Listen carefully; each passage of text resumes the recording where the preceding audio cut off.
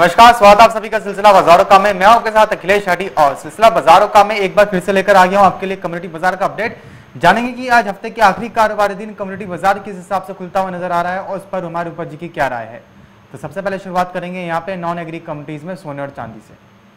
तो आज हम देख रहे हैं कि सोना चांदी इस वक्त इंटरनेशनल मार्केट में ठीक ठाक स्तर पर कारोबार करते हुए नजर आ रहे हैं। गोल्ड इस वक्त $1800 पर कारोबार कर रहा है और जो सिल्वर है, जो चांदी है, वो $23.6 पर कारोबार करती हुई नजर आ रही है। हम देख रहे हैं कि बीते सत्र के मुकाबले आज सोने और चांदी में हफ्ते के आखिरी कारोबारी दिन जो अंतर्राष्ट्रीय वायदा बाजार है वो हरे निशान पर खुलता हुआ नजर आया है। दरअसल अब ये जो जिस हिसाब से धीरे धीरे कोरोना वायरस के फिर से केसेस बढ़ते हुए नजर आ रहे हैं और काफी जगहों पर, काफी देशों में लॉकडाउन की परिस्थितियां फिर से बनती हुई नजर आ रही हैं। फिर से जो कोरोना के जो केसेस हैं वो उभर के निकल के सामने आ रहे हैं डेल्टा वेरिएंट के। इसके वजह से जो सोने के अंदर एक सेफ हेवन डिमांड निकल के सामने आ रही है धीरे धीरे, और हो सकता है कि अगर केसेस ज्यादा आते रहे, इक्विटी मार्केट डाउन जाती रही, डॉलर में वीकनेस देखने को मिलती रही, तो सोने चांदी की कीमतों में भी एक उछाल देखने को मिल सकता है। लेकिन ये अभी केसेस पर डिपेंड करता है। और दूसरा, जो फेडरल रिजर्व बैंक है उसकी तरफ से पॉलिसीज क्या बनती हैं, वो उसके बयान कैसे आते हैं, उस पर भी सोने चांदी की कीमतें डिपेंड करती हैं। तो अभी देखना ये होगा कि फेड की तरफ से क्या बयान आते हैं, और दूसरा कोरोना वायरस के जो केसेस हैं वो कितने निकल के सामने आ रहे हैं। दरअसल मैक्सिको में कच्चे तेल की जो इन्वेंट्रीज है उनमें एक कमी देखने को मिली है, जिसकी वजह से कच्चे तेल की जो कीमतें हैं उनके अंदर एक तेजी देखने को मिली थी। और दूसरा, कुछ डिमांड भी निकल के सामने आई थी कच्चे तेल की।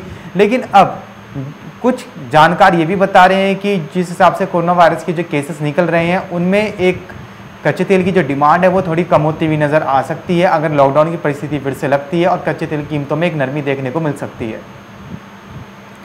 बात करें यहाँ से अगर बेस मेटल्स की, तो बेस मेटल्स में देख रहे हैं कि MCX, जिंक, निकल और लेड सामान्य स्तर पर कारोबार कर रहे हैं, और जो कॉपर है वो भी $4.2 पर सामान्य स्तर पर कारोबार करता हुआ नजर आ रहा है। दरअसल बेस मेटल्स में अभी जो खासकर कि एल्यूमिनियम की बात करें तो एल्यूमिनियम में तेजी बनती हुई नजर आ सकती है बेस मेटल्स के अंदर।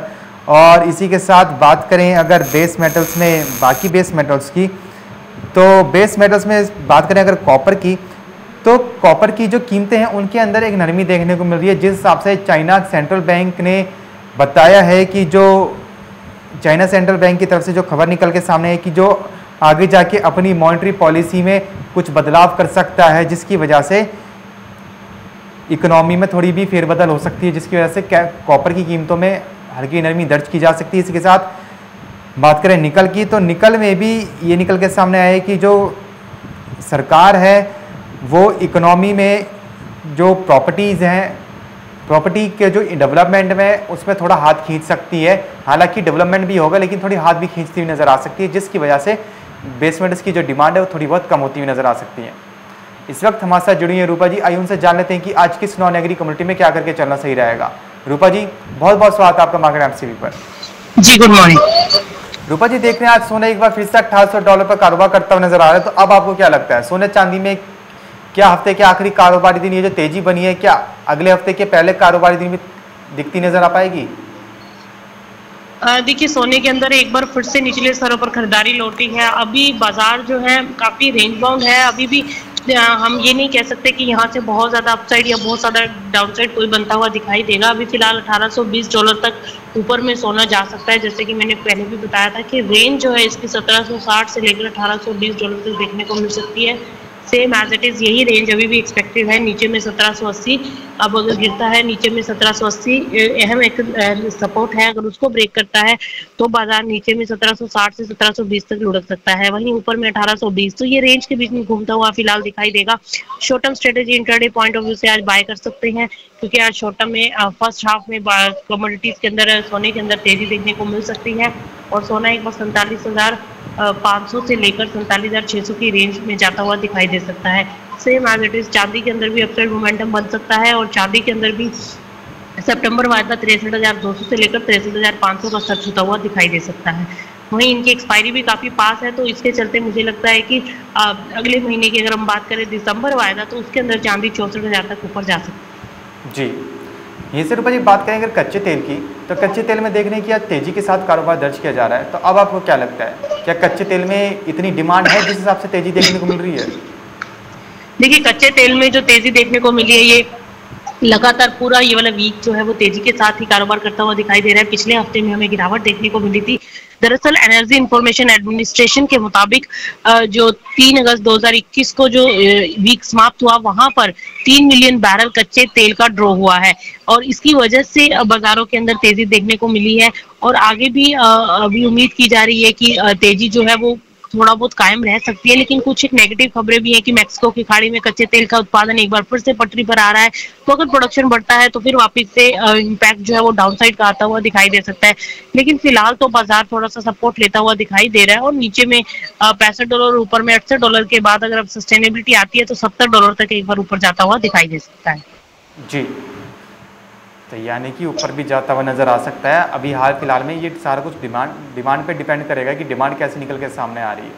यहीं सिर्फ जी बात करें बेस मेटल्स की, तो बेस मेटल्स में आपको क्या लगता है हफ्ते के आखिरी कारोबारी दिन बेस मेटल्स में कैसे रुझान देखने को मिल पाएगा?